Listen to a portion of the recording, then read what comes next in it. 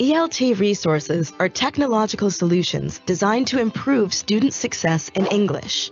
Our resources encompass everything from textbooks, e-books, and classroom materials to assessments, administrative tools, and blended learning courses. They support teachers and institutions throughout every aspect of researching, buying, or using Pearson English language training products and courses. Enhancing learning experiences, offering convenient in-class solutions, and enabling learning on the move and instant feedback. Our range of resources provides a host of benefits that help improve learner outcomes.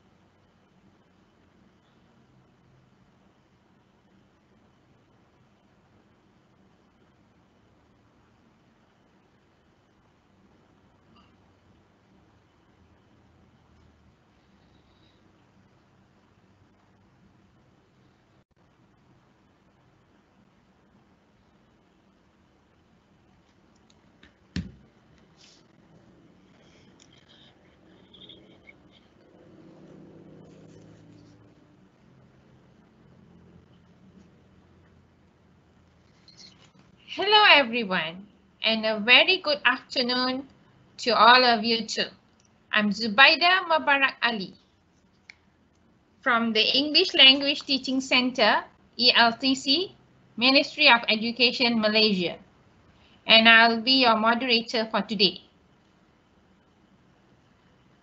Thank you for joining this webinar today, which is part of the Pearson-MELTA Webinar series under the 10th MELTA International Conference in English Education, MSAP Online 2020. It's definitely a blessing to be part of this webinar series that is able to gather all of us across borders of different time zones at one online stage. Thank you, Pearson and MELTA again.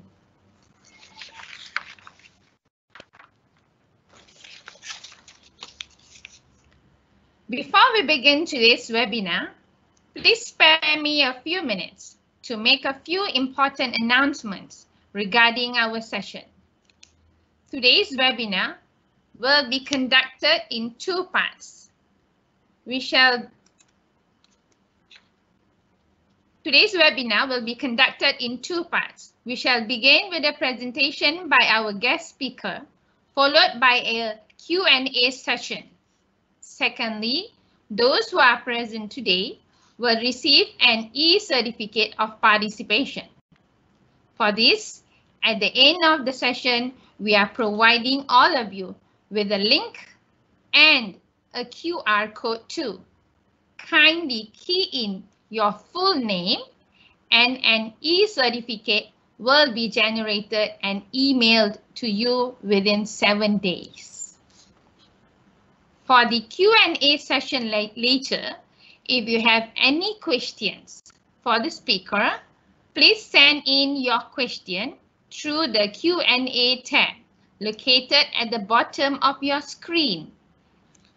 And please include your full name, as the chosen question will receive a prize from Pearson. Remember, only questions with the full name will be selected, so don't forget to include your full name. So please look forward to the coming shortly.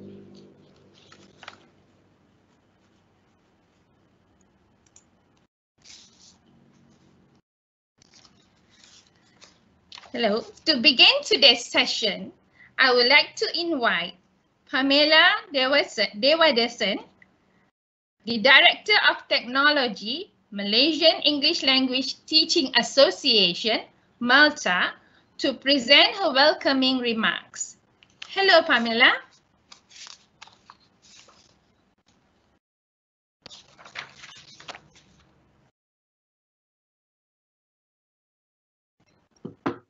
Your mic, please.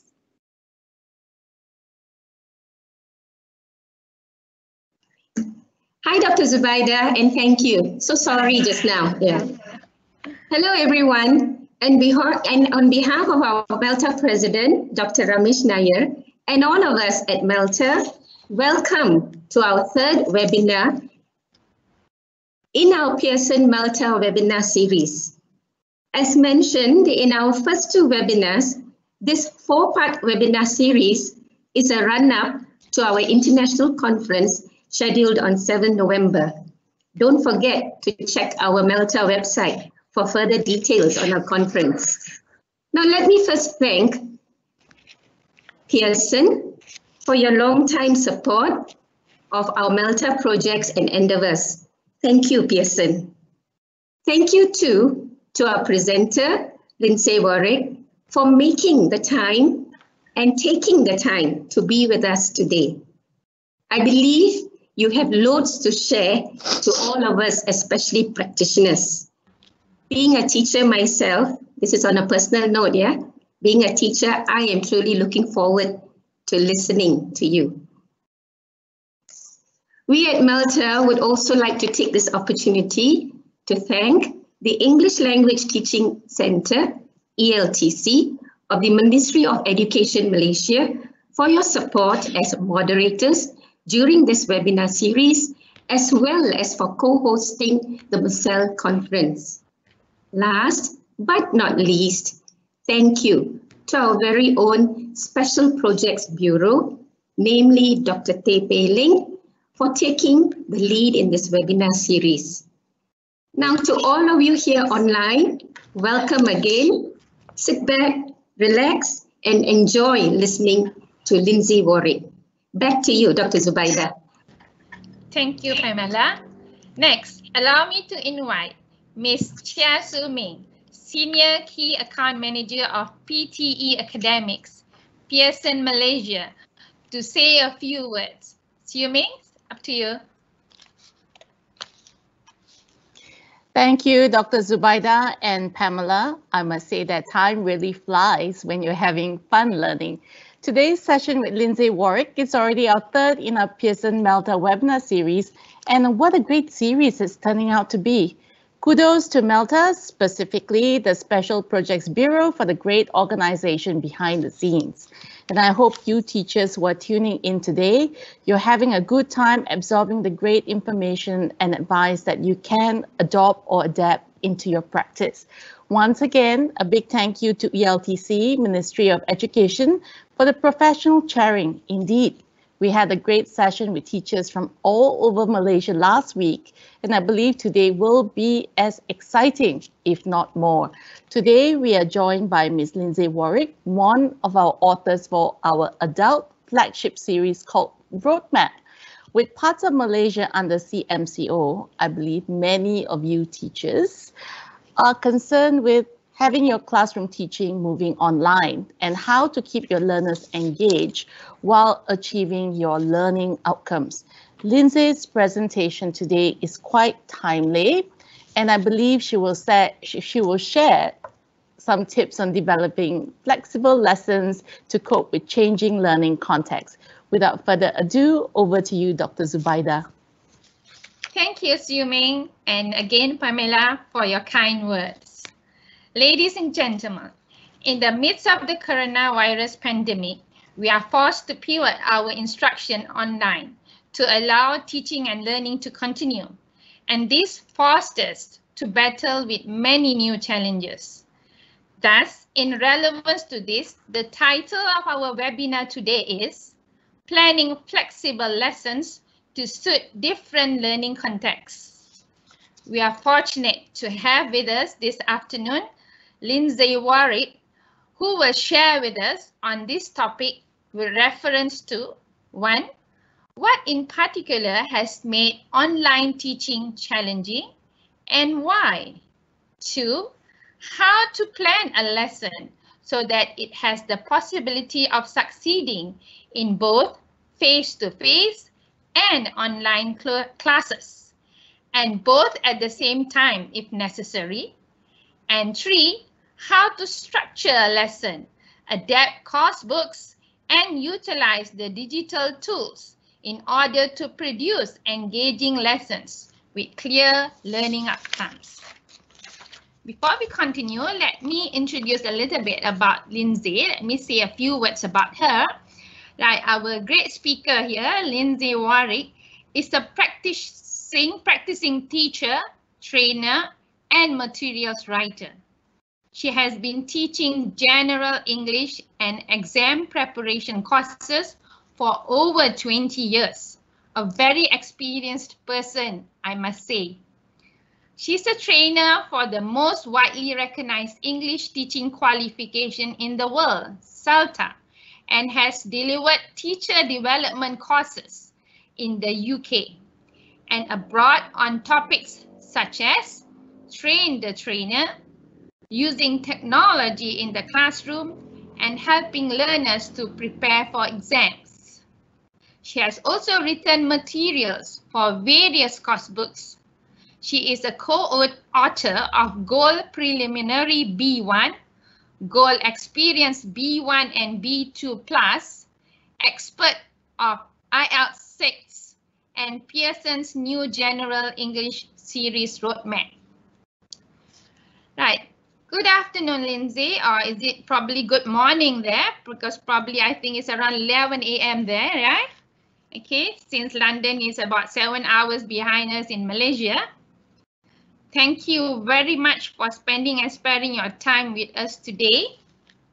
Okay, I'm also looking forward to really listen to your sharing today. We shall move straight on the presentation now, Lindsay, and I'm sure everyone is very eager to hear so much from you on the topic today. So without further ado, please welcome Lindsay Warwick with us today. Thank you very much. Thank you for that lovely introduction. That's very kind of you. Hello, everybody. Thank you very much for joining us today. So as you've heard, the topic then today is thinking about how we can plan flexible lessons so that we can teach face-to-face, we can teach online, we can teach hybrid, we can teach however is necessary at the time. And it would actually be really nice to hear from you in the chat box about your particular context at the moment. How are you teaching? Are you online? Are you teaching hybrid? Are you teaching face-to-face? Are you socially distancing and so on? Please do share your ideas as we go along in the chat box. It would be lovely to hear from you. So, yes, so the focus then for the next part of the session is, well, the first part of this is going to think about what makes teaching online or hybrid challenging. So I would like to hear from you about that actually. What have you found makes it particularly challenging? And I'm not talking about the technical issues or the accessibility issues, because I think that's something that I can't necessarily help with, but the other things that make those particular contexts challenging. What do you think? Could you let me know in the chat box, please? I'd really like to to hear a little bit more about that.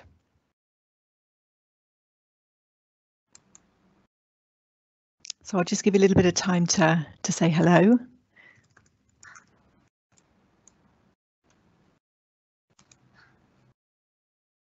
There's one response that's saying that we are currently teaching online. Oh, okay, okay. Yeah. Can I? And okay. Another one says that I'm teaching face-to-face as well as online teaching. Okay. Yeah, and another one just came out saying that she engages her students. Okay, lovely. Thank you very much. Okay, so so we've got a mixture, which is quite typical at the moment, isn't it? Thank you very much for that. Okay. So I mean, some of the issues that so some of the issues that I think have been challenging, I will share with you. But again, please share with each other in the chat.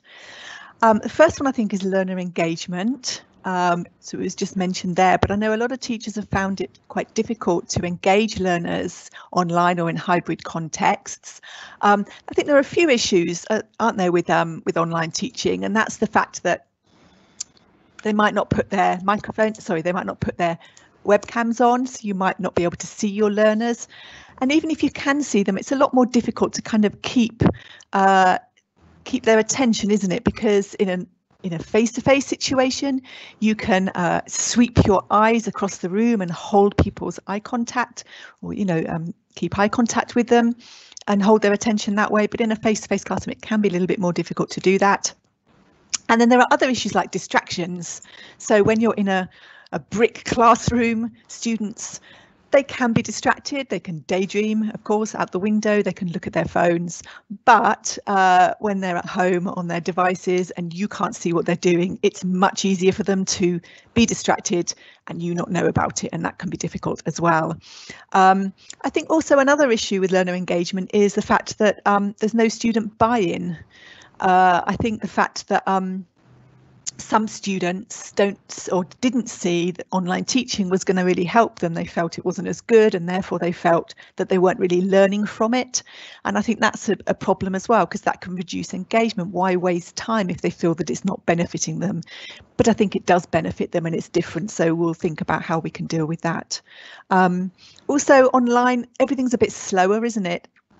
Everyone takes a bit longer to respond. If they're responding in the chat box, it takes longer. We have to wait more. There's those lags, timing, and the pauses and the technical issues and all of those kinds of things that come up, which means that pace drops, and that can also impact on engagement. Although I would say that if all learners are answering in the chat box, for example, although it might seem slower, actually learners are all engaged in doing something. So they are potentially engaged, which is good. It just sort of feels different. It has a different feel to it. So it's getting used to that, isn't it? So I think those are the reasons why learner engagement can be difficult. And then we've got also the issue of collaboration. And of course, if you've got breakout rooms, collaboration, it's much easier than if you're using a platform where you don't have breakout rooms, and that makes the collaboration more difficult. And I think that there is evidence that online lessons have been more teacher-centred than they normally are in face-to-face classrooms, and that students have reported that actually they felt that they had less opportunity to speak and contribute in the lesson. And I think that's one of the problems, isn't it, with going online and also hybrid to a degree, is that you feel like you're losing control if you're not quite sure of what you're doing, especially at the beginning. And when we lose control, we take control in other ways, and that comes through perhaps in doing a little bit more talking than we would normally do. So that's also an issue as well. And so, yeah, so lack of the ability to do speaking activities if you don't have breakout rooms. And if you've got hybrid, if you're in a hybrid context, you have to ensure that there's collaboration between all the learners. And it's very easy to kind of ignore the online learners at home and just focus on those learners that are sitting in front of you. It's human nature, I think, for us to be, to sort of focus on those because they're there with us. And then there's monitoring of learning as well. So I'm thinking particularly about checking that learners are doing what they are supposed to do. So checking they're on task, checking that they're participating. And obviously it's much more difficult to do that online because you can't necessarily see what they're doing. And if their camera's off, you don't even know if they're even there. So that can be tricky as well. I think there are lots of opportunities to monitor better online, actually. I don't know if you agree with me, but with the chat box and online tools, we can actually gather the answers from lots of different students, and we can actually assess learning better. We just have to adapt the way that we do that, and we'll talk about that during the session. Yeah, and then there's the multitasking issue, of course. So if you are doing a hybrid context, then you are having to monitor the learners in front of you and also the ones online. So that's more multitasking. Already we multitask as teachers, but it's additional multitasking and something different to normal. So for me, those are some of the issues there as well. I'm not sure if we've had any additional ones in the chat. I don't think I can see the chat. I'm not sure if that's intentional or just me not looking at the right thing. Sorry. I'm not sure if there are any other comments on that.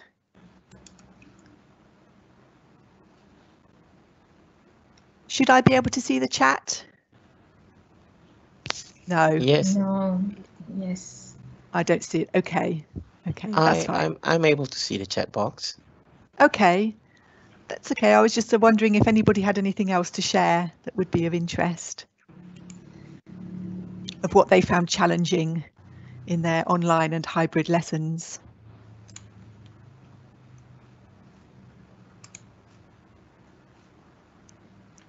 There's one. Internet connection and preparation challenges. Yes, yes, of course. The technological sides of it. It is an issue. Absolutely. Yes, yes, yes. Great. OK, thank you very much. Thank you. OK, so those are some of the things that I think have been challenging, and those are the things that I'm going to focus on for the rest of the session, if that's OK. So I'm going to talk about those three things and think about how we can plan and what decisions we need to make when planning in order to make our lessons more flexible. So learner engagement, collaboration and monitoring of learning. OK, so let's start with learner engagement then.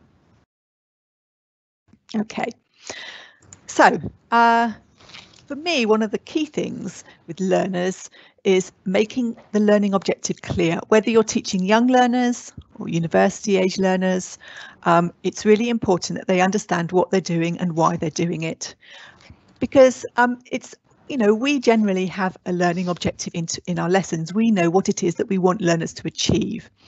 And if we are somebody who maybe follows a course book, obviously the learning objective is there for us, but we need to have that in mind because we need to be able to show students that they are actually learning and that they are oh, there's a recording playing, I think. I think there are lots of opportunities to monitor better online. Oh, I can hear myself back. Sorry, it's obviously bad. Don't worry, it's just me. OK, so yes, learners need to be aware of what the objective is, because then if they know what the objective is, they know and we know if they've achieved that objective and if they've made progress, and we can actually help learners with progress. So we can highlight it. We can say, look, you are learning in your online and hybrid lessons. It's possible that we're not able to cover as much. We might not be able to, we might need to reduce the objectives and simplify them a little bit because we don't get through so much material online, but still there are very clear learning objectives to be had. So we need to make those obvious to our students.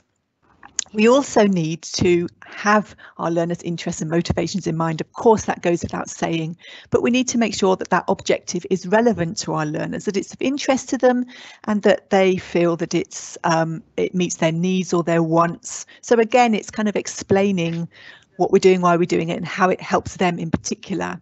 And if we can't justify that, then we need to think about, is what we're doing actually right? Because it's not going to necessarily engage them then. And of course, we can find out about their interests and motivations through online surveys. We can set questionnaires using a tool like SurveyMonkey, for example, to find out more about our students. And then, of course, we can find out more about them as we go on through our lessons. Of course, we can include fun activities, and I've put fun in inverted commas because I don't actually like the word fun, because we're not entertainers, you know, we don't have to entertain, so I prefer engaging. But I just wanted to use something different here because obviously I've titled this learner engagement. But we can play some games, for example, I think. So here are some examples of games that we might play in online and hybrid lessons and how we can do that. So the first one is obviously guessing games. So there's no reason why we can't adapt some of the things we do in our face-to-face lessons to other situations. We just have to think about how we do that. So guessing games then. I like, in my classroom, in my face-to-face classroom, I have a box and I have slips of paper and I keep a record of what vocabulary we've learned in the classroom. So it's a vocabulary box. And what happens is students, or I write a word on a piece of paper, a slip of paper, and put it in the box, and it stays in the classroom. I'm very lucky in my teaching context. It's private language school, adults. I'm in the same classroom all morning with the same class each week. So that is obviously different to some of your contexts. Online, of course, you could use a tool like Padlet and actually get students to take control of that board. So at the end of every lesson, a student is given the job of recording what words have come up in the classroom and what have come up in the material, and recording it on our Padlet board, for example. It's like a notice board, basically. I'll show it to you a bit later if you're not familiar with it. And then you can keep a record of all the words that have come up in the lesson. So that then forms my warmer for most of my lessons, to be honest. I, or students, take some of the words and do some activities with it. So the most simple one, of course, is in the physical classroom, I take some of the pieces of paper and give them to groups, and then they each take a turn in taking a piece of paper, giving a definition or miming or whatever I want to do with it, drawing a picture, for example, and then the others have to guess as quickly as possible. So we can adapt that and do exactly the same thing for online or hybrid lessons, where I will send via private chat or maybe give a piece of paper in the physical classroom to a student who then has to give a definition, and everyone else in the class has to respond as quickly as possible. And they can do that orally, whether it's students online, if they're able to be heard in the classroom, which hopefully they can through a microphone, or they can do it. Everyone can type the answer as quickly as possible via some kind of platform. Again, Padlet is perfect for that. And again, I'll show that to you later if you've not seen it. Then the students can obviously take turns to, they can choose a word themselves, to be honest. They can look back at their notebooks and they can choose a word, and then we can do that for a couple of minutes. And it's just a good way of recycling vocabulary, because I don't know about you, but my students are not very good at reviewing at home, so they like those particular vocabulary review activities in the classroom. For younger learners, we can get them to find something that's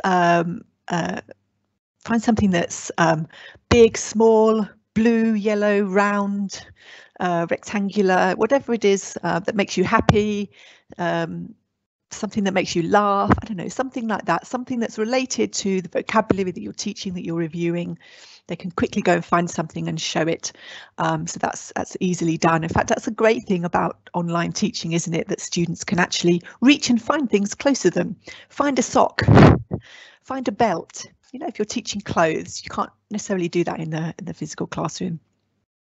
What's the odd one out? Again, works for all kinds of learners. So younger learners, you can say, apple, banana, peach, carrot, for example, and they have to guess the odd one out. With higher level learners, it would be something like discuss, argue, write, and talk. What's the odd one out? And students can share orally. You can give them time to think about it. They could share orally, they could share via the chat box if you're fully online, or hybrid, you can get them to share via something like Padlet, or if you're using a WhatsApp group or something like that, they can all share on that. And that obviously, that's more difficult, isn't it? So discuss, argue, write, and think. Which is the odd one out? the odd one out as discuss, because it isn't followed by about, even though a lot of learners think it is. So you can really get students thinking, and again, recycling, reviewing, whatever you've been looking at recently. Another review activity that I like is I'm thinking of. So I'm thinking of it's a bit like I Spy for younger learners. I'm thinking of a vegetable beginning with C or K sound. If you want to do sounds, learners have to guess, but for higher level learners, I might say, I'm thinking of a personality characteristic. In fact, I usually do this where I think of maybe 6 or 8, and I give the first letters. So I'm thinking of 6 personality adjectives beginning with S, O, P, and I give them, and they have they write down or type what they think the answers are, and they share it with me. And I usually do this in private chat online, and then I can give them feedback, and I can say, I can tell them which ones are wrong. And then it's the first, so they keep retrying and retrying, which is great, because then they're recycling all the adjectives they know that begin with S, for example, shy, sociable, until they get the right one. So it's really good for recycling. And then whoever finally gets the full 6 is correct. So again, we can adapt that very easily. Students can give their answers orally. They could indicate that they have the correct answers. We can stop everyone. They can tell us. They can say, and I can say you've got 3 right out of 6, for example, and they all have to go back, or they can share via chat or WhatsApp or something like that. And then, of course, you can use Kahoot, and you can use Quizlet with the live game, and you can get students playing, whether that's online, hybrid, or face-to-face. What I would say with Kahoot is that obviously when students are online using Kahoot, they have to juggle between the question page and the answer page. So sometimes it's quite good if you're using Kahoot in face-to-face lessons is to use it in the same way, so that then they can do it very easily if they move online. And I think that's one thing that we need to think about is, am I doing in my face-to-face lessons, am I actually training learners effectively to be able to move online or in a hybrid situation easily? And I think one of the issues is sometimes learners don't have the training in order to be able to use these tools particularly well on their own, or they don't necessarily know how to use them. So it's actually building that learner training into our face-to-face lessons and making sure that they understand why they're using Kahoot. What's the purpose of it? Yes, it's a game, but actually it's reviewing. It's helping them to assess themselves. It's helping us to assess the class. So it's making sure that learners understand that, and that we build in time afterwards to say, right, what did you learn about your learning from that activity, and building that little bit of reflection time in at the end as well.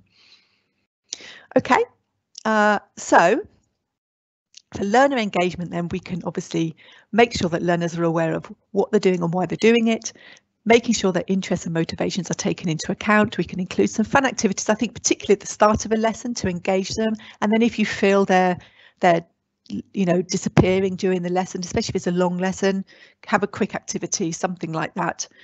And then we need to ensure learner involvement throughout the lesson. So as I said, there's evidence that online lessons have become more teacher-centred. Teachers do more talking than they would necessarily do, and learners feel that they don't have as much involvement in lessons. So we need to make sure that we build that in. So where exactly can we do it? Well, let's think about what we can do and how we can do it. And then I'm going to actually look towards the end of this session. We're going to look at how we can build this into a class. So I'm going to look at a lesson and show how it would look in a lesson. So you'll see it in action, so to speak. Okay. So what then? What do we need to, what can we do to involve learners? Well, obviously we can get learners brainstorming and sharing ideas. And these are things that are not necessarily in the course book. Obviously your course book will have lots of, activities, but we can build in more and make sure that the activities are there, that these opportunities are there, so that learners are involved, that they're doing things and they don't feel that they're just sitting and listening. So we can get them brainstorming vocabulary, for example, or brainstorming, predicting what they think they're going to read about from the heading, or we could get them brainstorming what words they might hear or read in a reading or a listening text. We can get them brainstorming vocabulary based on a topic that we're just about to introduce, or brainstorming vocabulary that they might use in an essay that they're about to write, for example. And they can do the same with sharing ideas as well. We can get students to share ideas, we can get them to share knowledge, we can get them to come up with arguments for and against, so that when learners write their essay, that they feel like they've had contributions from others, that they don't feel isolated, that they feel part of that community, so to help with collaboration. Obviously, we need to include speaking tasks in our lesson, and that can be tricky if we don't have breakout rooms, but I'll talk about that in a moment. But yeah, we can try and include pair work and group work, which actually now with face-to-face social distancing, that can be difficult as well, actually. We need to make sure that we're consistently asking checking questions to check that students are following anything that we're inputting, so anything that we're sharing. If we get learners if we ask them questions and then they answer them, we know that they're with us, that they're understanding, and that can help us to make decisions about where to go next in the lesson. I can move on, or they haven't quite got it, I need to go back. We need to give learners opportunities to personalise language as well, so to make sure that they have the chance to actually write sentences using the language that we're teaching them. Particularly if there aren't many opportunities for speaking, because we don't have breakout rooms, for example. Now, often in course books you have this opportunity, but not necessarily always. So in course books, of course, we've got quite a lot of sort of gap fill type activity. So controlled practice tends to be gap filling and things like that. And I think that one thing we do need to question is our synchronous lesson, is our live face-to-face lesson, whether it's in the physical classroom or online or both, is that the best place to do gap fill exercises? Or is that something that actually you could move out of the synchronous lesson and have learners do that asynchronously? Now, there are opportunities, as I'll talk about, to make them interactive, so to make them perhaps more engaging. But if it's a case of learners just sitting doing their course book in silence for a few minutes, and then you checking answers orally and it takes a really long time, we have to think about whether that's the best time to do it or not, because I think that that's really important when we think about being flexible with our lessons. We need to think about how we can maximise that live time with our learners, and other things that we can move out of those lessons and have learners do at home. Reading long texts, for example, you know, learners could do that on their own outside the lesson if they're motivated enough. So is that something that we can get students to do before the lesson, and then in the lesson we spend the opportunity of being with each other to discuss, to share, to look at language and use the language that comes from that text, for example. But coming back to personalised language, let's say you've got a sort of controlled gap fill exercise, you might decide that you want to replace that by getting students to actually create a sentence themselves using the language. So if you're teaching second conditional, for example, you know, you might ask students to, you might give them a prompt. If I ... anywhere in the world ... and students give you the verbs and then they choose to finish it in the chat box, for example, and then from that you can then get them creating other sentences about themselves and can help them to get them right by giving them prompts along the way. It's just, I think it's a really nice way of actually getting students to use the language very quickly, and then they feel that it's meaningful to them, and I think that's the important thing. Then of course there are learner questions. What percentage of questions in a class do you think are asked by learners? Have a think about that while I have a drink. What percentage of questions in a lesson are asked by learners?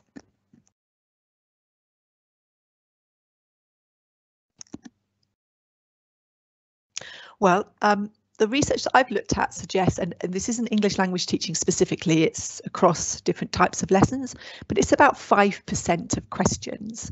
And of course, a lot of those questions will be questions about the process of learning, what page is it and things like that, not necessarily about the learning itself. So I think it's really important for us to encourage learners to ask questions. So we could give them the heading of a reading, for example, and ask them what they'd like to know by reading that article. Show them pictures from a story and get them to ask a question about the story. What do you want to know? Who's she? Where is she? What's she doing? That kind of thing. So again, it depends on the level and age of your learners, but obviously the text will change accordingly. Learners can still ask questions. I think that's really important as well.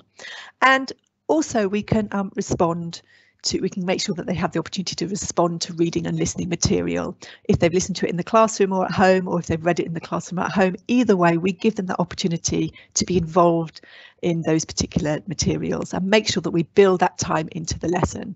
Now, how can we do that?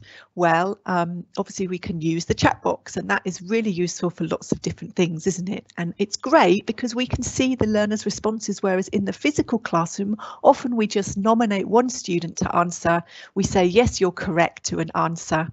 And then we don't hear what everyone else says. Whereas here we can say, for example, do you agree with what the author said? And everybody can say their opinion. And from that, you can then ask learners to build on what they've said. And I think that is important with the chat box, isn't it? I think it's really important that when lots of people respond in a chat box, we need to do something with that information. So that could be us simply looking and seeing an interesting answer and asking a student to expand orally, or to repeat the answer orally and expand it. Or one thing I think works really well is to get students to read responses and then to ask an additional question. So let's say everybody has written a second conditional question of where they would go in the world now if they could. And somebody has said Antarctica or something unusual. Well, you could actually say to students, OK, look at the answers, pick one, and then think of a question you'd like to ask to follow up on that. And then you can pick a student and say, right, who are you asking your question to? What's your question? They can do it orally, and it gives them a little bit of speaking practice as well. And you can pick different students each time during a series of lessons so that everyone has a chance to respond to what they see in the chat box. But I think we need to expand that. It's not just a case of, oh, OK, thank you, and move on. We need to respond in some way. Obviously, if we've got breakout rooms, then speaking tasks become quite simple in a way.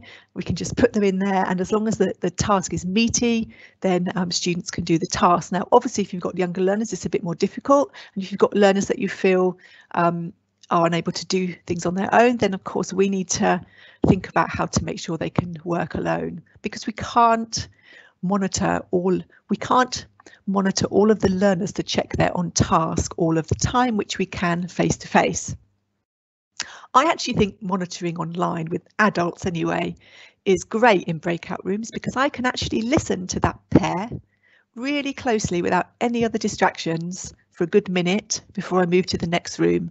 And that gives me lots of data on how they are using the language and what they're doing well and how they're progressing and what they need to do to improve further. I find in the face-to-face classroom, I get distracted very easily by other people chatting and that kind of thing. But it does mean that learners have to take responsibility for their learning, and I'm going to talk a little bit about how we can make sure that happens in a moment. We can use nomination, as I said, but with nomination, rather than just us nominate learners, why don't learners nominate each other as well? So I might nominate the first learner to answer, and then they nominate the next learner to answer, and so on. And I think that's a good way of keeping them involved as well. And it's also a good way of them not knowing who is going to be asked, because I think that's the thing online, isn't it? We need to be careful not to nominate a student and then ask a question. We need to ask the question. We need to pause, give everyone time to think, and then we nominate, because then everyone has to be ready, because they know it could be them. And it's important that we think about how we do that. I think one of the main things with learner involvement is actually exploiting other tools where learners can interact and collaborate. Now, I'm going to talk about collaboration in a moment, but in terms of involvement, in terms of sort of language practice activities, there are interactive tools, of course, and please share in the chat box which tools you use with your learners. That would be really useful. But there are tools like learningapps.org, and this is a tool where you can create matching tasks, closed tasks. It's completely free. You can create quizzes, all of those types of things, and then share them with your learners, and your learners complete them.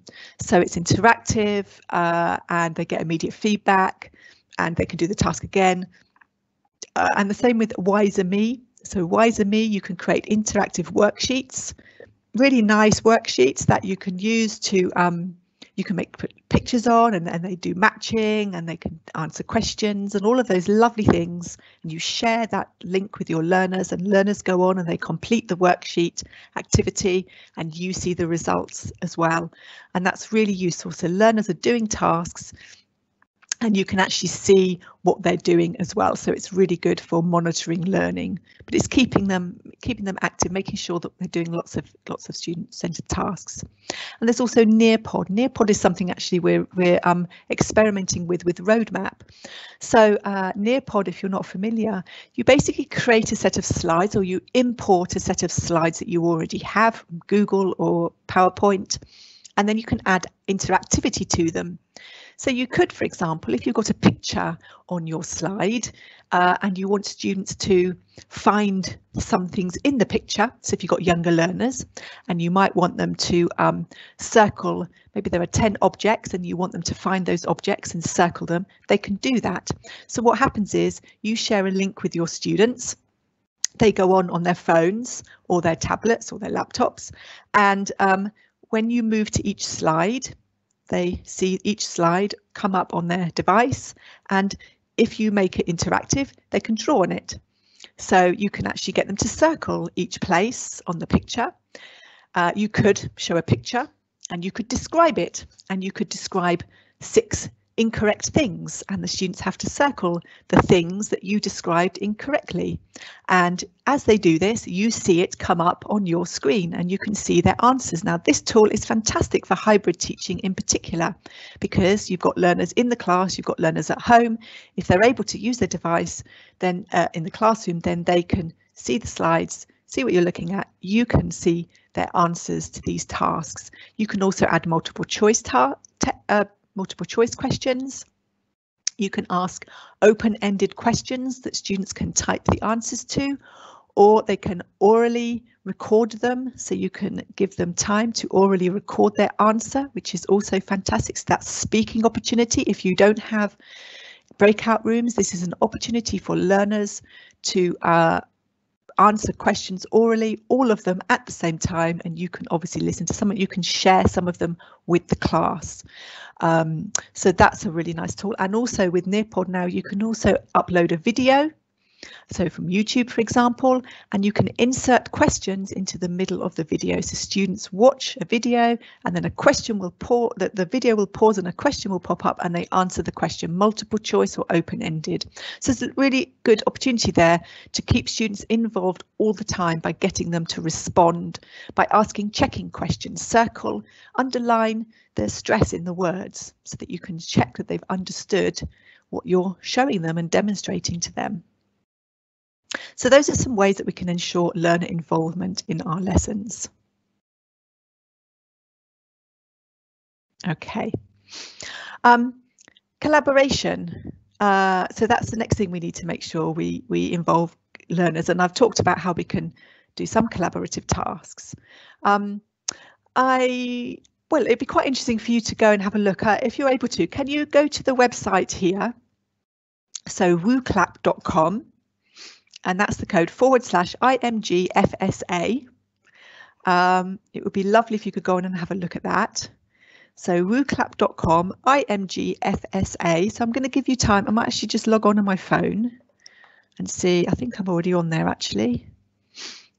And there's a question for you. And the question is, what tools do you or have you used for online collaboration? If you can just type a tool and then click on enter, then I will see the answers.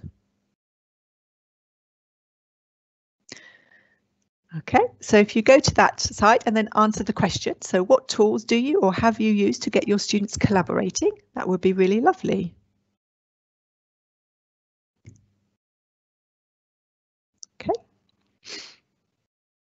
So I'm just going to stop sharing my screen for a moment and I'm going to take you to the page, so just bear with me. Oh, it's fine. Okay. Here we go. Oh, lovely. Thank you very much. Thank you. Great.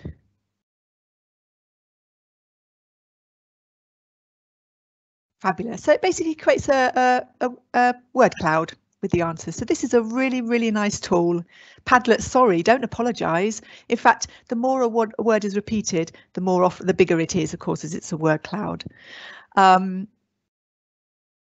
lots of Padlets there. Yeah, it's my favourite tool, I have to say. I think it's fantastic, isn't it? This is a really nice tool if you're not familiar with this. It's called WooClap, and with this particular tool you can also pose questions and have interactive tasks. So you can get students answering a question, for example, like this, and it creates word clouds. You can also ask quizzes, you can create quizzes and so on. So thank you for that. Yeah, there's some really nice tasks here, really nice activities and website. So this is definitely, so someone's mentioning Mentimeter. Well, this is a sort of similar tool in a way. So you can share these, you can use these tools and use it in one place, and it's quite nice because you have them all together. So anyway, it's worth investigating, wooclap.com. So thank you for that sharing, everybody. Someone said they use what do you use to get students collaborating? Pupils. Yes, it's true, of course. They are fundamentally the first thing that we use. Absolutely right. Okay.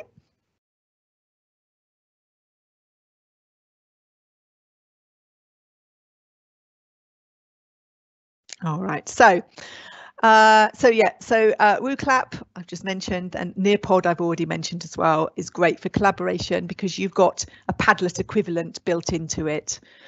So you've got a notice board where students can brainstorm ideas on the notice board. So it's kind of a one-stop tool in a way. Kahoot, you know Kahoot, create fun quizzes, games, compete as quickly as possible. Then Padlet, for me, Padlet is fantastic because with Padlet you can share words, sentences, text. The students can just brainstorm vocabulary and it appears all over the board, as you know. They can also share short text, they can share Word documents, but they can also share audio and record audio within the programme. And I think that's fantastic because that's what I get my students to produce English. So if they can't do it if you don't have breakout rooms, then it's a great way of getting them to produce something online that they can actually respond to. So you can create, you can allow the post to have reply options so students can reply to each other, which I think is really useful.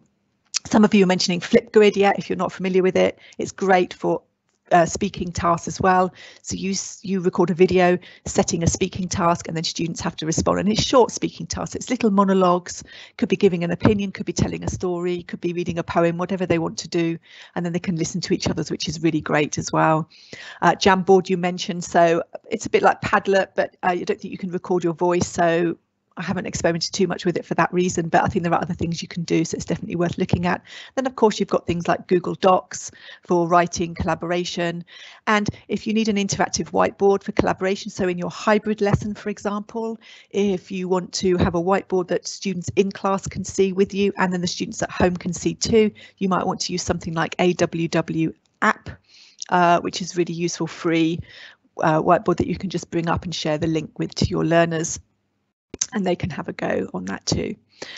So I think the important thing is that in order for us to be flexible, we need to insert these tools in our face-to-face lessons as well. Yes, students can brainstorm vocabulary orally in front of us, but actually I think it's more efficient to do it using Padlet, for example, because students are heads down, 2 minutes, typing. The words all appear on the board. I can then pick out some key ones. Students can ask questions about ones they're not sure about. I can check they can pronounce all of them, and then we can do something with that information. And I think it's quicker than actually getting and more productive, because rather than one student giving one answer at a time, all students are producing answers at the same time. So it's engaging all learners, I think. Okay, Now, monitoring of learning, I think, as I said, one of the things I think is an issue is that learners have to take more responsibility for their learning when we learn online or hybrid, because we can't be monitoring their learning all the time and telling them what to do and telling them where they're going wrong. And learners rely on us, and sometimes we like it because we like to be masters of our domain. And you know, I'm a bit like that. I tend to control things a bit too much, and one of the things I've realized is that I probably haven't trained my learners enough to be able to cope with these situations. But one thing I really value in class is, when doing speaking tasks in particular, is making sure that we build in self and peer assessment, because then learners can recognize what it is that they are doing and improving on, so they can recognise their progress and they can see, oh yes, this online lesson has helped me in some way, and that's going to help with engagement. So how can we make sure that that happens? Well, Lindsay, yes? I'm so sorry to interrupt. Could we have your PowerPoint back on? Sorry, what am I still showing? Yeah, it's okay. Sorry. Thank you. Sorry, I'm not used to Teams, I'm used to Zoom. So can you see it now? Am I back on? No, hang on. Let me try it again. Can you try to unshare and then share again? Yeah. Why isn't it working? Let's.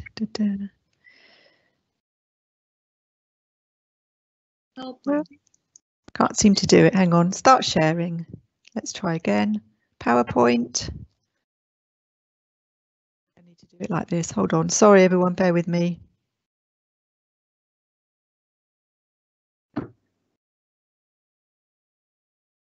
It doesn't want to do it for some reason. Isn't that strange? Hang on. Can you just unshare? Because I'm sharing your desktop now. So yeah. So you can see all my, yeah. Hang on, unshare. It's good. Yeah, hold on. Can you still see the, there we go, got it.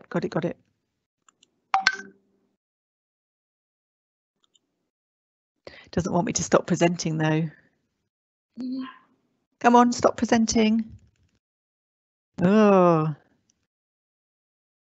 doesn't like me today. No, come on, stop presenting.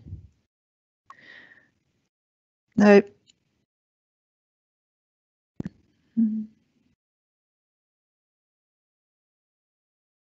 Okay, I think I'm just gonna, I don't have many more slides to go, to be honest, so I'm just gonna talk through my process, if that's all right. I'm just gonna, but the fact that I can't stop sharing is obviously problematic, because you're gonna be seeing me, you're gonna be seeing my slides all the way through. Hang on, I don't know why it's not doing it. Okay, so I'm going to just keep up my whiteboard here to share with you. Okay, so when students are going to do a speaking task in breakout rooms on their own, I think it's really important for them to be aware of what they're doing, why they're doing it, and how they know if they'll be successful. And I think there are 4 stages in this. I think the first one is that we need to provide them with a model. So they need to know exactly what is expected of them.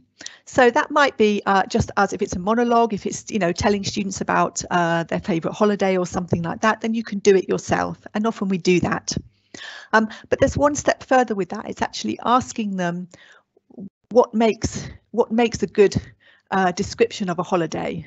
What did I do to do that well? And sometimes I also do a bad model. So I model myself talking about a fantastic holiday I had, and I do it well, and I do it again, and I do it not very well. And students have to say which was better and why. And this is really, really important, because students, the bad one really highlights the good features. When I say a bad model, obviously I'm talking about the level, it's the propriety of my student. So a bad model in a B2 lesson might be a good model for an A2 class, for example.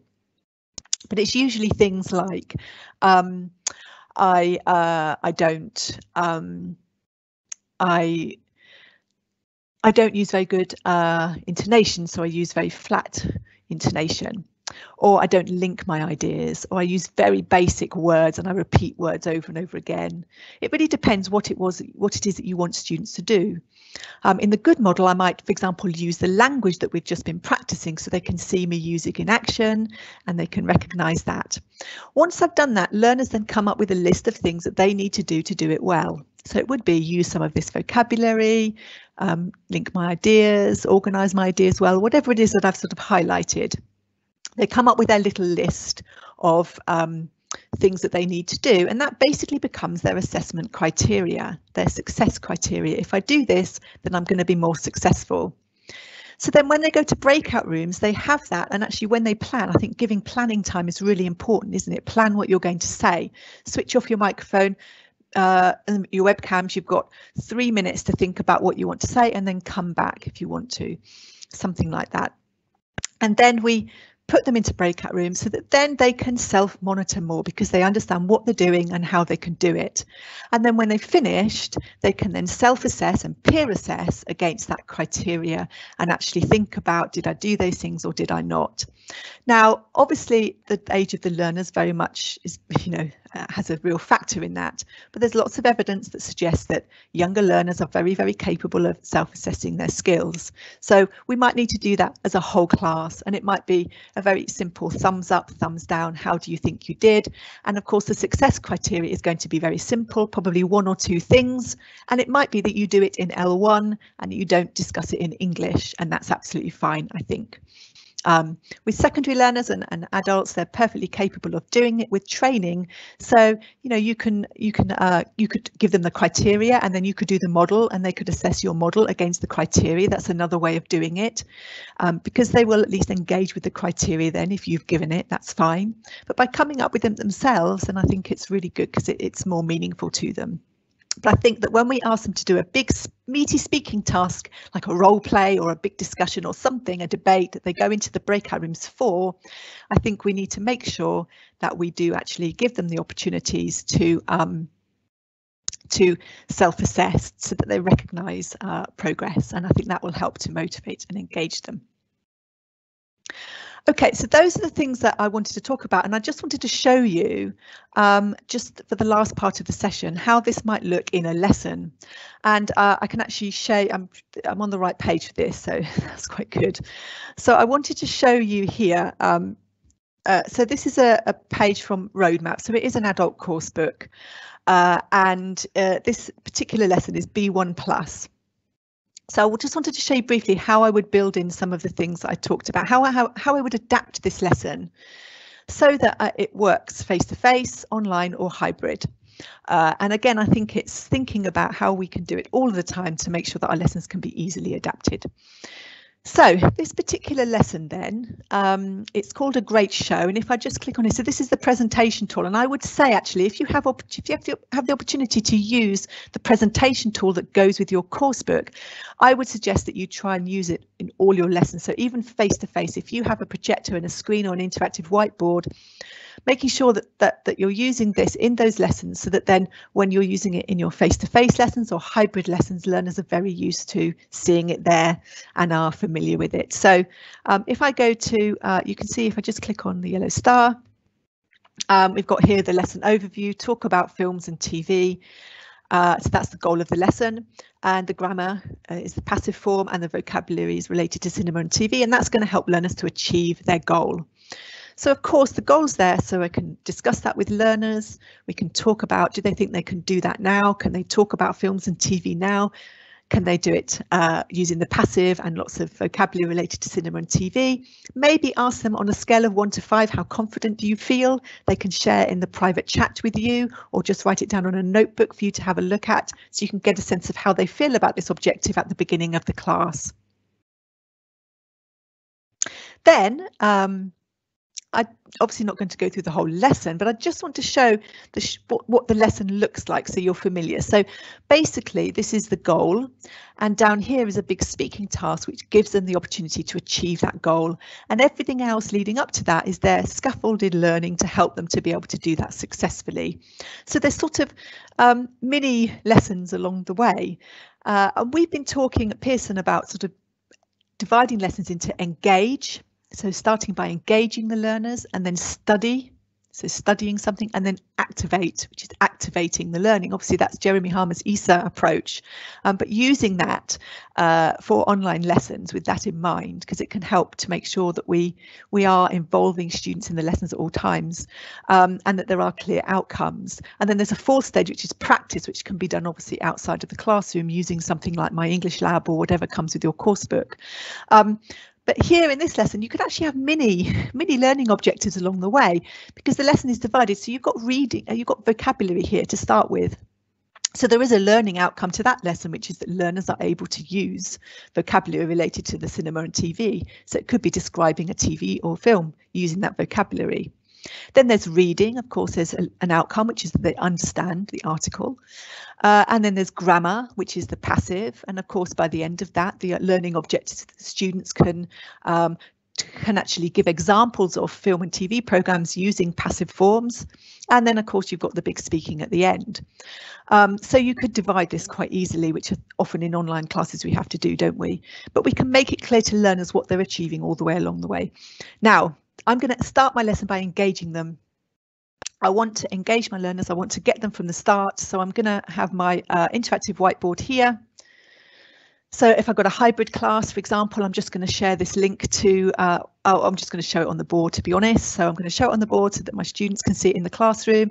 And that's, I'm assuming that I'm sharing the board within Zoom, for example, or within Teams, so that those students can see it too. Or I can share the link with them so they can all bring it up on their device. And I'm now going to, so we're talking about film or TV. So I've done this before. I don't know why I do this one because I can't draw anyway. So I'm really sorry, but I really can't draw. So what do you think the TV show is? Can you guess from my terrible drawing?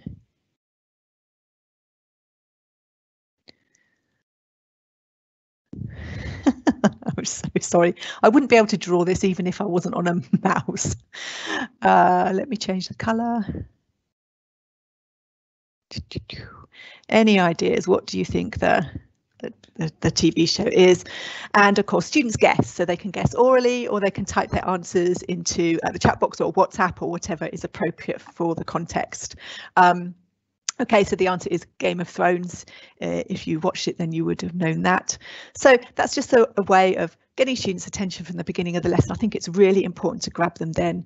And I could have done my vocabulary review activities that I mentioned earlier, but here I'm choosing something that leads into the topic of the lesson.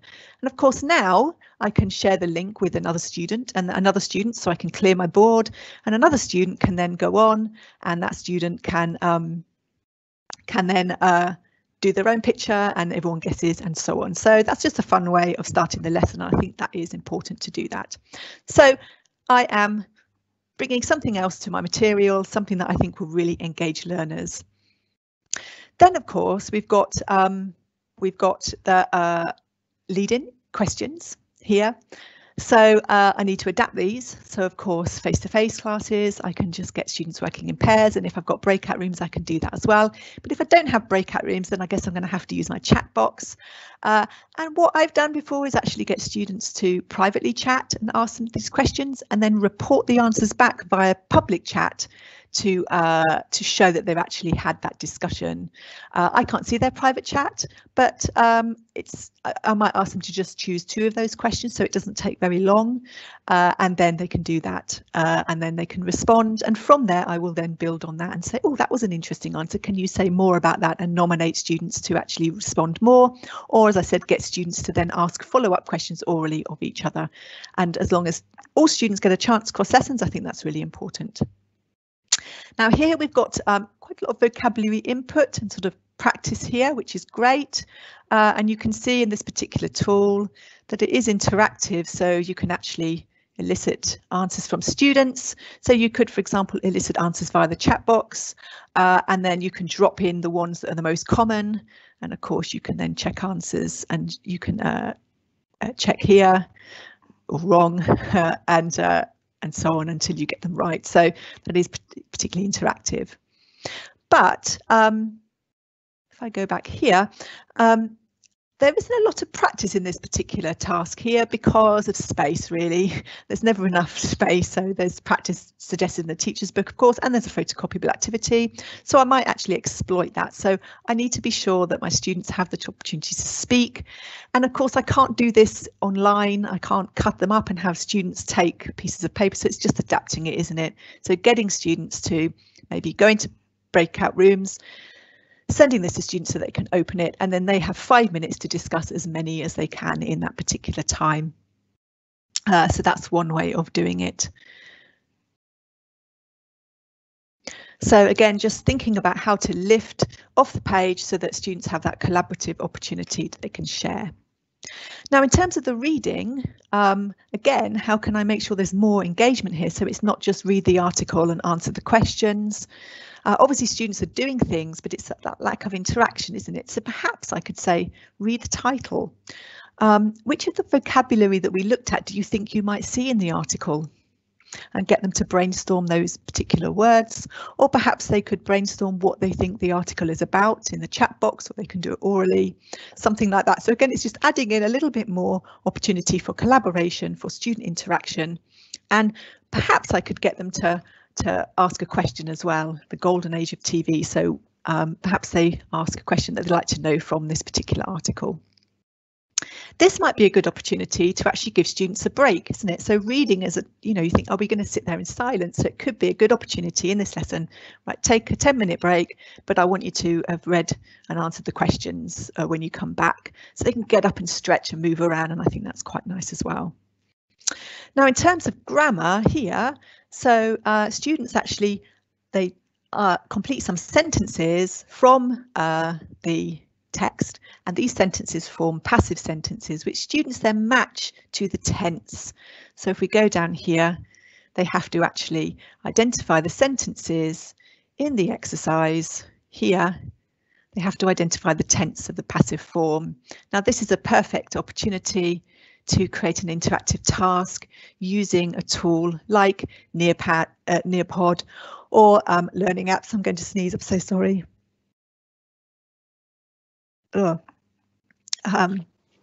Lindsay, sorry, we still can't see your slides. No, but you can see can you see my screen? Oh no. You can't even see my screen. Yeah, we can see you very clearly. I'm so sorry. No, it's all right. I think perhaps we can do a commercial break right now and get some questions. Are we coming to the end? I can just show it very, very briefly again. It just show the screen. I've got it here. I just, for some reason, I don't know why, I was sharing and it wouldn't let me stop sharing. So obviously it stopped sharing on its own. So I'm really sorry. No, it's all right. Sorry. Let me just show you what I was showing you here. So this is the presentation tool of Roadmap. This is the lesson I was talking about, which wouldn't have made any sense to you. I'm so sorry. So this is what I was talking about with this particular lesson. So I was looking at the vocabulary here, talking about this particular reading, and I'm just talking about the grammar here now. So here, this particular exercise, if I just click on this here, these are the sentences that students produce in the passive by answering the reading questions, and then they can actually match those to here. And this is a good example of where you can create an interactive activity. So you can then get students using learning apps, or you can get them using a tool like Nearpod to make this task a matching task that students do interactively. I think it's a perfect example of how to do that. So they're involved, there's a clear purpose, it helps you to monitor learning very clearly, and I think that's really useful. So that was that particular exercise. So I'm really sorry. So I've been talking for a long time without you seeing that. I do apologise. So this is the final speaking task. And here, this is where I would use the model. So there's a model recording here, and I can use this model as a means, and we can see the transcript here. And we can use this as a means of getting students to come up with, well, how can I be successful when I have the same conversation? And students can then actually come up with the success criteria so that when they go in and do the task, or when they prepare for the task, they can actually, when they discuss their programs themselves, they can actually then self-assess and recognise progress in that particular lesson. So yeah, this is the presentation tool that I was just mentioning that you can, if you don't use, or now if you're able to, then I think it is a really good idea to do it in your face-to-face classes and so on. That actually brings me to the end of my session. So I'm going to see if I can stop presenting that. I think if I just, it doesn't seem to want to, doesn't like me stopping presenting from there.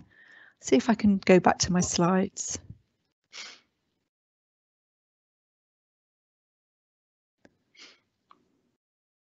See if it works this time. No, I don't think it wants to work.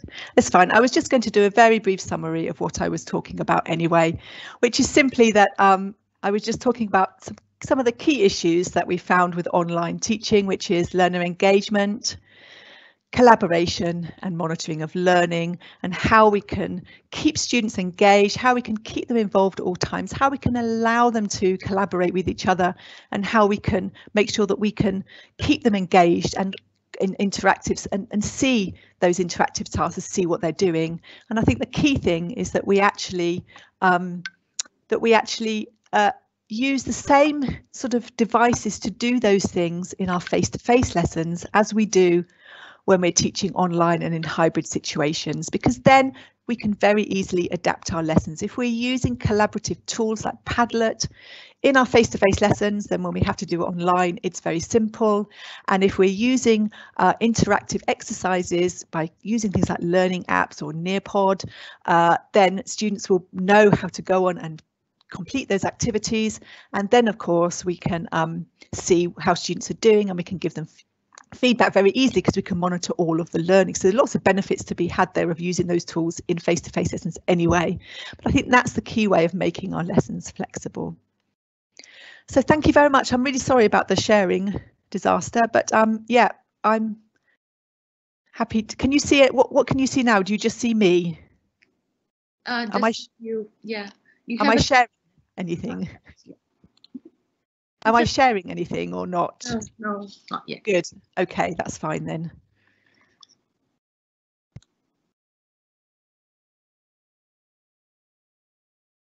Okay. Okay, thank you very much, Lindsay, for your session. Well, online teaching has become a hot trend recently, and I'm sure that this session has enlightened us, the teacher and the trainers, on how we can plan a lesson so that it has the possibility of succeeding both face-to-face and live online, and like you said, going synchronously and asynchronously.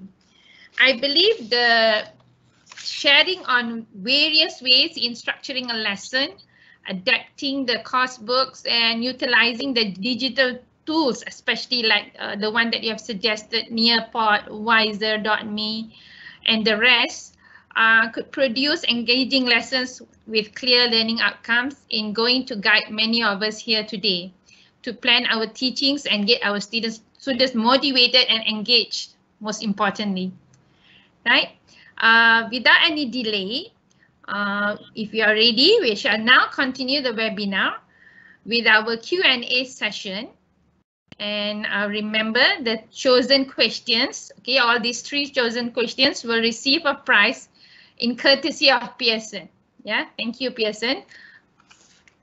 Right, Lindsay, I have chosen 3 questions for you. Okay. I hope they're good. I hope they're not too difficult. Let's carry on. They are not difficult for you, I believe.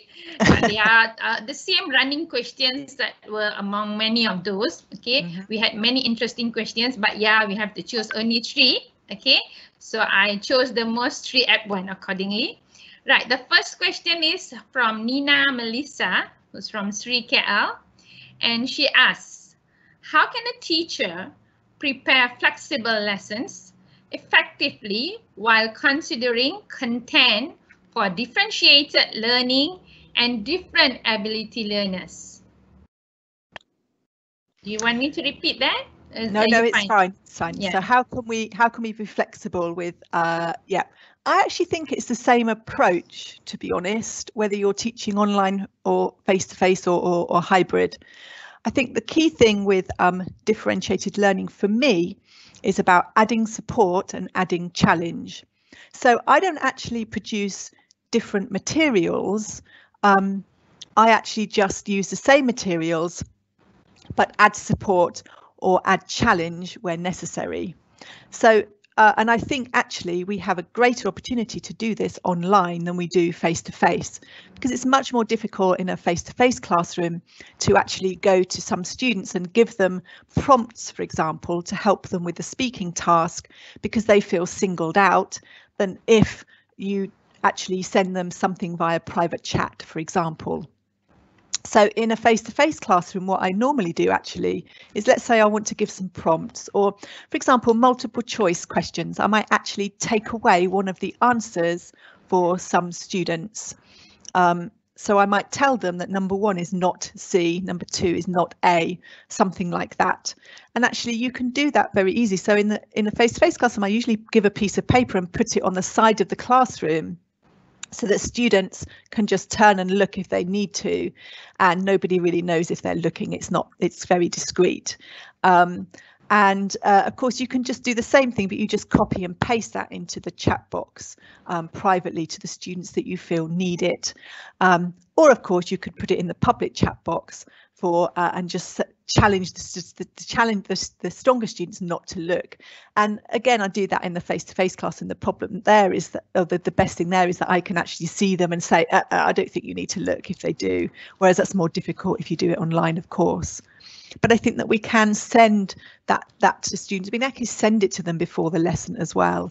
And then we can add challenge, so we can take things away for stronger learners. So we can suggest, for example, that they and again, they don't have to take it. So, it's up to them, but it's about learner autonomy. So we can suggest, for example, that they don't look at the useful language box, that they remember themselves, or they don't look at the prompts, or that they cover the box. So if they're doing a gap fill with vocabulary, that they cover the word box and they don't look, and they try and do it without those particular words. And then, of course, there's fast finisher tasks. So fast finisher tasks, we have to think of what to do if a student finishes quickly, and that's very simple. We just add an additional task into the chat box, and it could be write 3 more sentences here, or you could do it privately via private chat box as well. So students can respond to you via, if you have an interactive tool like the chat box that you're all using, or something like WhatsApp, then students can actually communicate, and you can communicate with them to differentiate tasks in that way. So it's not a lot of work. It sounds like a lot of work, but I don't think it is. I think it's literally before the lesson, looking at the activities with the teacher's book and actually thinking, okay, so what realistically, and actually thinking about your learning objective here is really vital, I think, because you can't assume that all learners are going to achieve that learning objective. So you have to think about what do they need in order to achieve it. And then you might look at an activity and think, okay, some of my learners are going to find this too hard. I'm going to give them 2 choices of verb rather than them put the verb in the correct form themselves. I'm going to give them 2 verb forms. So you could use a worksheet like wiser.me and actually have 2 different levels of worksheet that you give to different learners. Or like I say, in the chat box, you could just give 2 options and send it by private chat to some of the students that you feel really need it because they're going to struggle. Or for a speaking activity, I might look at a suggested answer in the answer key, if there is one, and look at, oh yeah, that's some useful phrases. I'm going to give them that as a speaking prompt, and I'm going to send it via the chat box, something like that. And you might have fast finisher tasks in the teacher's book as well. So just use those and have those in mind. So I think it's sort of 5 minutes before a lesson, just thinking about how can I differentiate this material accordingly. And then how am I going to share that with learners, depending on my context. Okay, Lindsay, that was a great answer. I'm sure it's answered Melissa's question. Yeah. Shall we move on to the second one? Yes, please. Okay, the second question comes from T. Pawitran. Okay, nickname as Pawi. I wouldn't know whether it's a he or she. He would like to know, okay, to what extent can teachers involve students in online lesson planning? And, I think. Okay, yep. And he has another question that goes along with it. Would student involvement in determining what to learn increase student engagement? I think 100% yes. But I think that's no matter whether you're face-to-face, online or hybrid, to be honest. I think we should always be doing that, and I think it's good practice. And as I said, I think one of the things that certainly I've been thinking about with my teaching is about control, you know, how much control I have, how dependent I make my learners on me. And how much I should be doing more to make them more independent from me, because it's obvious that when they go away and do these things at home on their own, they need to have that independence. So I think actually having some decision making in the some involvement in the decision making process in terms of what learners learn is really important. But I don't know about you, whether you find this, but sometimes if you say to students, like, what do you want to learn? They're like, I don't know, you choose. So it's important, I think, to start small and to actually give them maybe two or three choices to choose from. And of course, we can use polls. We can use polls in our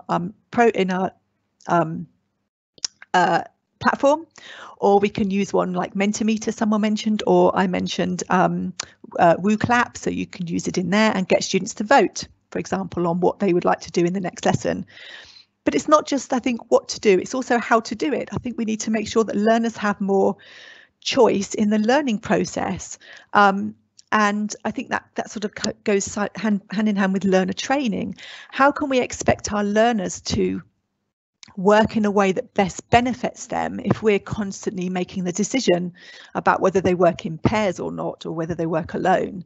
And I'm very bad at that. You know, I sort of tend to make those decisions, but actually if the learners decide, they're going to choose what's best for them, and that's what they need to be doing outside of the classroom. So we can also give them choice in the process. Do you want to work alone? Do you want to work together? Do you want to go away for 5 minutes and do this alone, or would you like to go into a breakout room with a partner?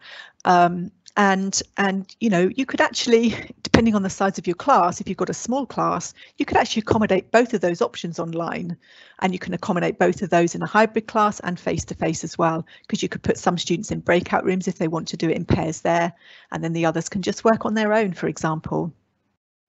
I also think that when we're using tools, as I said before, if we're using digital tools, we need students to understand why they're using them, how they help them, and what the outcome has been for them at the end of it, because then they recognise what its use is and how they can use it outside the classroom. So rather than just I mean, obviously you need to show them how to use a tool, but we can actually ask them questions to guide them to understanding as well. So we can ask them, you know, why do you think it does this, and how can you use this at home, and all of those things to kind of help them to recognise that, instead of just get your phones out, do the activity, put your phones down and move on. Build in that reflection time. So what was the purpose? Was it useful? Did you like it? How can it help you? How did it help you? And we need to understand that as well. We need to recognise that Kahoot, for example, it's not just about a fun game. It's about the learner and the teacher being able to monitor learning and to recognise, oh, I find that difficult. I can't remember that word. I don't understand that about the grammar. I need more help. And for the teacher, they need more help with this, but they understand that. And then that feedback is better, and we can decide better where to go next in the lesson, and learners can recognise what they need to do in their own learning. So I hope that's answered that question. Yeah, I think it does. Yeah. And I also feel it's quite important. Yeah, if I mean, correct me if I'm wrong. No. That it is good that before we start the lesson that we share the students what will their learning outcomes be, or maybe what will your success criteria be. Yeah. I think at the beginning of the lesson or partway through the lesson. Sometimes I think it's good to engage them first, and to get them engaged and motivated and wanting to learn, and then you do it. Especially if you mentioned the word grammar, you know, it can put some students off at the beginning of the class. If you mention passives, they're like, oh God, no. So you don't want that. So, but absolutely, definitely. And also to build in reflection time at the end of the lesson. So a very short reflection activity. You could use a tool like Socrative, which is really good for that. It has an exit ticket built in, which has 3 questions. So the first question is, what did I learn this lesson? How well did I understand the lesson? And then the third question is one that you create, so you can base it around the lesson, and you share. So it's a bit like Kahoot. You just go on, you launch this particular exit ticket. You share the link with your students, the code, I should say, the code with the students. They go onto Socrative, they add in the code, and then they answer the questions. And that's a great tool for getting students reflecting on the lesson and thinking about their progress. So you could ask them, their third question could be, what can you do now that you couldn't do before? For example, obviously, students would need to have a slightly higher level of English to be able to answer that in English, but you could do it in L1 again. I think that would be fine too. Yeah, thank you. Now let's move on to our third question. I'm sure they are eager to listen who's the third person chosen. Yeah. Okay, the third and final question comes from Wan Azri, and the question is, how do we tackle the issue of error correction? Okay, as correcting students online rarely feels natural, like correcting students face to face in classroom setting. It creates awkwardness and often seems demotivating. Yes, I think you're talking about immediate correction. Yeah, immediate error correction. Yes. It's a disaster online, isn't it? Because of the time lag, you interrupt them, they don't hear what you say because you can't hear two people speaking at one time usually. And then you go sorry and everyone goes sorry and everyone pauses, and then the poor student who was speaking has completely lost their thread. So I think the online immediate feedback has to be put aside and actually more focus on delayed feedback. So wait until the learner has finished and then perhaps repeat a sentence and ask them to correct it, or whatever technique that you use to do it like that. But also it is quite intimate online. You might just want to keep a record of errors. So maybe have a few students speak and then just deal with an error anonymously with the whole class. I think that's much more effective online. I mean, there are ways that you can do immediate feedback. So you can, okay, I've got some coloured post-it notes. So let's say you've got students who are struggling with, I don't know, third person S. That could be your signal for third person S. Or if there's another problem, you know, something with this, so you sort of hold up. So maybe that can signal it. But I think just with as with the last question, giving students control over the learning, I think we can also talk to them about error correction. How do you want to be corrected? We have the opportunity to send to share errors that particular learners have made via private chat when we're online. Therefore, we can do that so they don't feel perhaps that they're looking silly in front of their classmates. So we could send them, but I think it's important if we do that we also send positive messages as well. So if a student tells a little story, we can say, well done, thank you. And then we can maybe send a little message when students are doing something later saying, you know, you've really improved your pronunciation of ED endings, well done. Just remember this, you know, remember how to pronounce this one. It's just one syllable, or whatever it is you want to give feedback on. And as long as we're doing that regularly to students across a course so that everyone feels they're getting a bit of positive and sort of error correction as well, personally speaking, then apart from that, we can stick to sort of generic general feedback to the whole class and helping everyone to sort of correct those particular errors. So talk to students and find out what they would prefer, and yes, perhaps reduce the immediate correction and just do delayed error correction at the end of a section of the lesson where it seems appropriate, or at the end of the lesson. Yeah. Okay, thank you, Lindsay. Right, there was wonderful answers given. Right, ladies and gentlemen, we have come to the end of the Q&A session. Thank you, Lindsay, for answering the questions, and a very big thank you for joining and sharing with us today.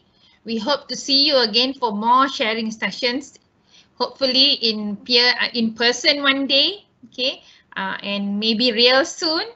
Okay, any last words from you, Lindsay? No, I hope it's been useful. Thank you very much, and yeah, enjoy your teaching. Thank you. Thank you, Lindsay. Right, ladies and gentlemen, before we end, I would like to once again invite Madam Su Ming to say a few words. Take it away, Su Ming. Thank you, Dr. Zubaida. Thank you, Lindsay, for the valuable insights on how to keep your learners engaged and how to get student buy-in and monitor student learning. Lots of learning opportunities, and I hope everyone is feeling motivated about being flexible. As you can see, being online means you really need to be flexible and positive no matter what happens. And today we had such a great session from Lindsay, and we talked through all the wonderful tools that we can actually get online, and we even got, sharing from teachers on what they've been using.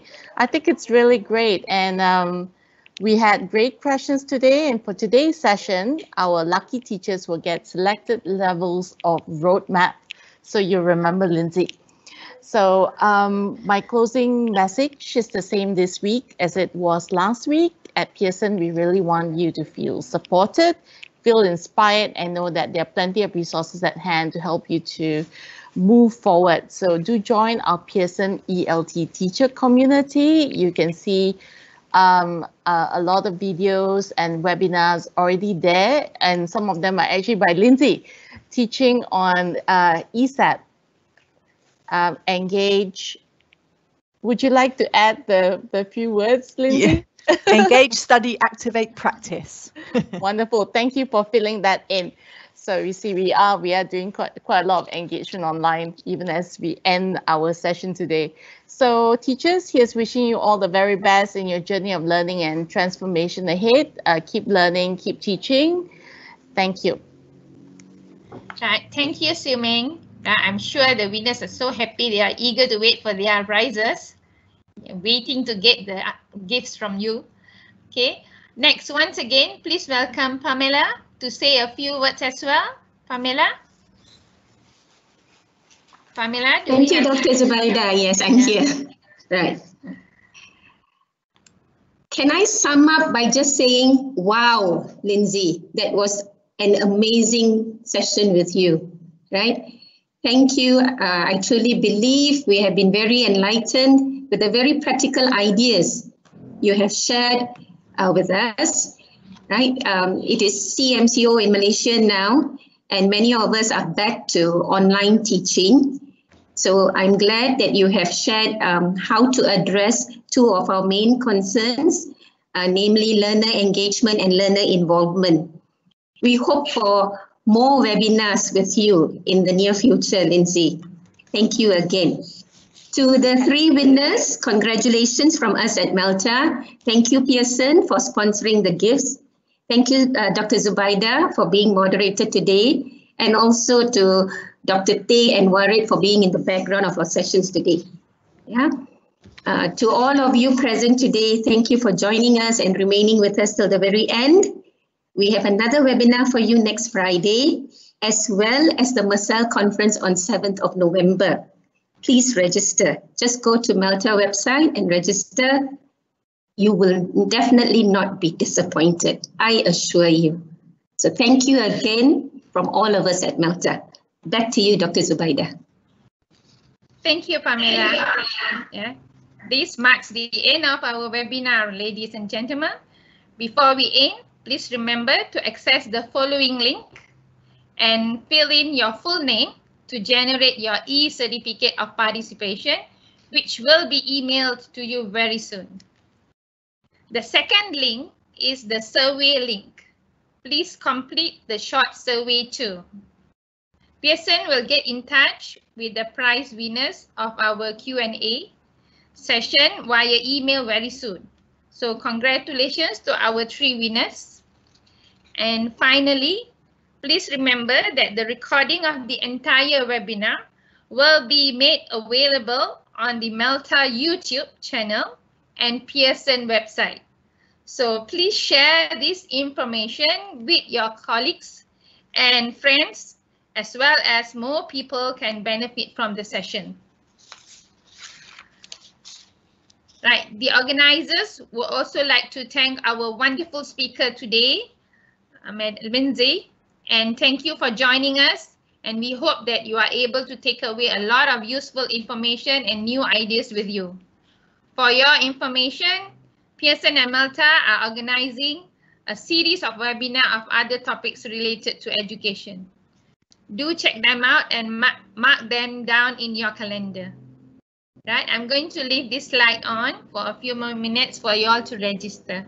Till then, have a wonderful weekend, stay safe, and goodbye.